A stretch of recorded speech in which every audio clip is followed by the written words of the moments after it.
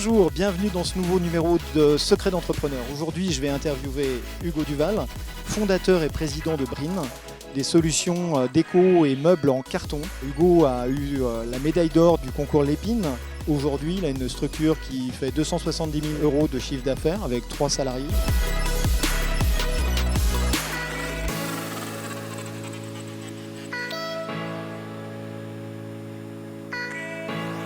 Dis-nous brièvement quel était ton parcours avant de fonder et de créer Brin. Parcours industriel assez classique. J'ai commencé comme dessinateur projeteur après un bac génie mécanique. Que tu as fait? Sur Évreux, en Normandie. Puis après un premier job de dessinateur projeteur, j'ai évolué au sein de différentes entreprises industrielles vers des postes de chef de projet, ingénieur études, responsable bureau d'études et directeur d'usine. Jusqu'à directeur d'usine. Voilà. Dans ton parcours, tu me racontais en préparant l'émission qu'il y avait quand même un élément qui avait été marquant, c'est un de tes anciens employeurs. Quand il avait des décisions à prendre, il venait de te voir et puis il parlait avec toi. Il t'a souvent dit quelque chose qui t'a un peu marqué. Oui, quelque chose auquel je ne croyais pas. Qu'est-ce qu'il te disait? Il me disait tout simplement, tu seras entrepreneur. Tu avais 25 ans, quelque chose comme ça? Exactement. Et pour moi, j'étais bien loin d'imaginer ça. Je ne m'en sentais pas capable. Et puis le parcours se faisant, c'est vrai que c'est une idée qui s'est construite petit à petit. Ouais. Et donc là, tu t'es installé en Sarthe depuis combien de temps maintenant? 17 ans exactement. Ouais, tu te sens sartois? Bah oui. Homme du monde, mais sartois. Oui. Comment s'est passé le démarrage? C'est-à-dire comment tu es passé d'un statut de salarié à un statut d'entrepreneur? Le passage aux 40 ans, ouais, un vrai déclic. Qu'est-ce que je fais? Pourquoi je le fais? Voilà. La crise de la quarantaine. Ouais, je le confirme. Il y a quelque chose qui se passe à ce moment-là. Ce souhait de donner du sens à la deuxième partie de ma trajectoire professionnelle. C'était forcément continuer ce parcours industriel, mais le continuer différemment. Donc là, l'idée et le concept global de Brin naît. Comment ça se passe donc d'un point de vue purement matériel? Comment tu construis Brin au départ? Brin, c'est un rêve au départ. C'est imaginer qu'on peut industriellement fonctionner différemment. En minimisant l'impact carbone, par exemple? Oui, alors évidemment, voilà, donner du sens, c'était forcément intégrer des notions d'éco-responsabilité, mais aussi d'économie responsable. C'est affirmer que l'écologie et l'économie sont intimement liées. Et du coup, réfléchir à de nouveaux modes de production qui consistent à s'appuyer sur des partenaires locaux pour limiter le transport et donc l'impact carbone, et puis privilégier évidemment aussi des matières recyclées et recyclables. Comme tu le dis, c'est un rêve, c'est un concept, mais concrètement, comment ça se passe? Tu travailles un matin, tu dis je t'appelle ton banquier, comment ça s'est passé? Parce que quand on a préparé l'émission, tu me disais, moi je suis un rêveur pragmatique. Donc le côté pragmatique. Très clairement, initiative me l'a apporté. Moi je suis essentiellement rêveur. Et effectivement, un matin, je me suis réveillé en ayant envie de découper ce petit tabouret que j'imaginais. Avec ton cutter? Avec mon cutter dans mon jardin, sur 2 tréteaux et une planche. Ça, c'était le rêve. Et quand j'ai apporté ce concept, cette idée face à des conseils d'initiative, le rêve a commencé à prendre forme. Parce que déjà, ma grande surprise, c'était de trouver des personnes qui m'écoutaient et qui imaginaient ça possible. Ça me rappelle John Lennon qui disait « Rêver tout seul reste un rêve, rêver ensemble devient la réalité ». Eh bien, c'est exactement ça. Voilà. J'ai pas trouvé de personnes qui ont cassé mon rêve, mais qui m'ont plutôt aidé à prendre la bonne trajectoire pour le réaliser.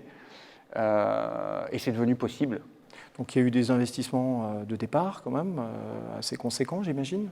Oui, bah déjà, vraiment la clé et le départ, c'était la chance de remporter un concours qui n'existe plus, Cap Création, en novembre 2014. Et c'est vraiment ça qui m'a mis le pied à l'étrier et qui a confirmé que cette idée pouvait vraiment exister. Et donc là, je dirais avec un prix, tu démarres. Il y a des gens qui croient dans ton rêve, autant que toi tu peux y croire. Qu'est-ce qui se passe juste après? Après, c'est un escalier et des marches. La première marche, c'était Cap Création. Et ça m'a permis de me lancer. Février 2015, premier événement Salon des entrepreneurs. Un événement en amène un autre et on rencontre le groupe Carlsberg et on se retrouve sur des festivals et le Tour de France, et le Tour de France, etc., etc.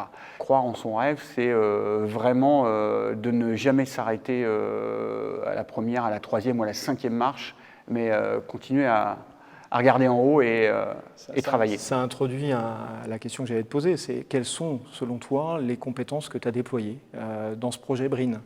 Donc il y en a un que tu nous dis, c'est l'ambition. Oui. Et quelles sont les autres compétences? Multiples, parce que voilà, je ne vais pas t'apprendre qu'un entrepreneur doit quelque part être comptable, RH, visionnaire, marketing, commerce, et particulièrement quand on est dans une société. J'ai passé les 3 premières années tout seul. Tu es l'homme orchestre en fait de la structure. Voilà, ouais, le Rémi Brica, le Rémi Brica de l'entreprise. Ouais. Quelles sont les autres compétences que tu as, selon toi, déployées de façon plus globale, peut-être? Peut-être cette capacité à réfléchir sur de multiples axes. Je m'explique, le développement de produits, je sais le faire. L'interaction avec le marketing, je l'ai abordé. L'aspect purement économique, aussi, et là il faut vraiment porter une réflexion globale et multi-axe, le bon produit au bon moment, adressé à la bonne personne. C'est vraiment être à l'écoute de l'environnement, en interaction avec les parties prenantes, de façon assez globale. Donc c'est répondre à cette complexité.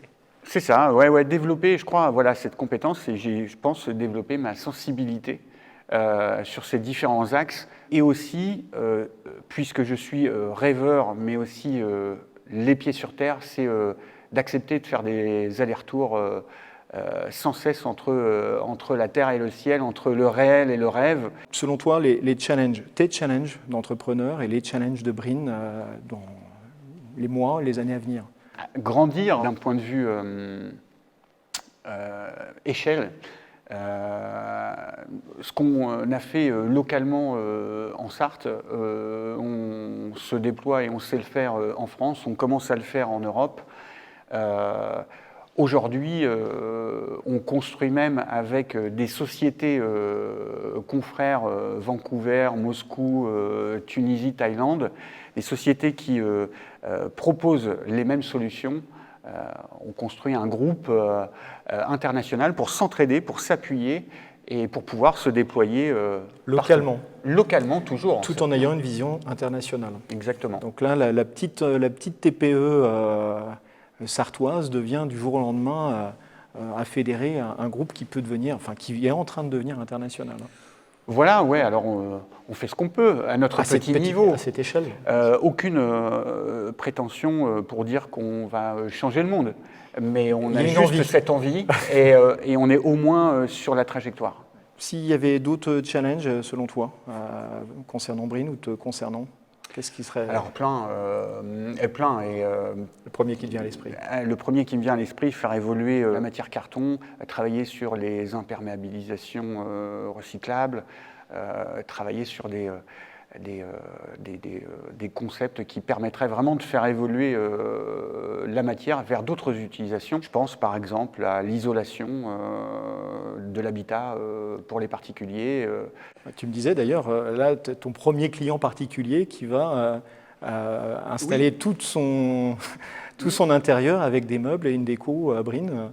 On est essentiellement en B2B, on travaille essentiellement avec les professionnels, mais c'est vrai que peut-être que l'effet confinement apporte des réflexions. Et là, à notre grande surprise, voilà, on a un premier client sur un ensemble assez important de mobilier qui fait appel à nos services. Un nouveau projet en tout cas. Voilà. Alors, le moment est déjà venu de nous quitter. Avant vraiment de nous quitter, qu'est-ce que tu pourrais conseiller à un entrepreneur, une entrepreneuse, ou à quelqu'un qui aurait un rêve et qui souhaiterait franchir le cap? Qu'est-ce que tu pourrais leur conseiller? Oh, un conseil assez simple, ne jamais perdre de vue son rêve ou ses rêves. Accepter simplement que le chemin sera peut-être long et que, Avec des embûches. Avec des embûches, mais au passage, on apprend beaucoup plus de ces embûches que de ces réussites. Et si on n'atteint pas le rêve, au moins on sera sur la bonne trajectoire. Merci beaucoup Hugo d'être venu partager ton expérience et puis bonne et longue vie à Brine. Merci beaucoup.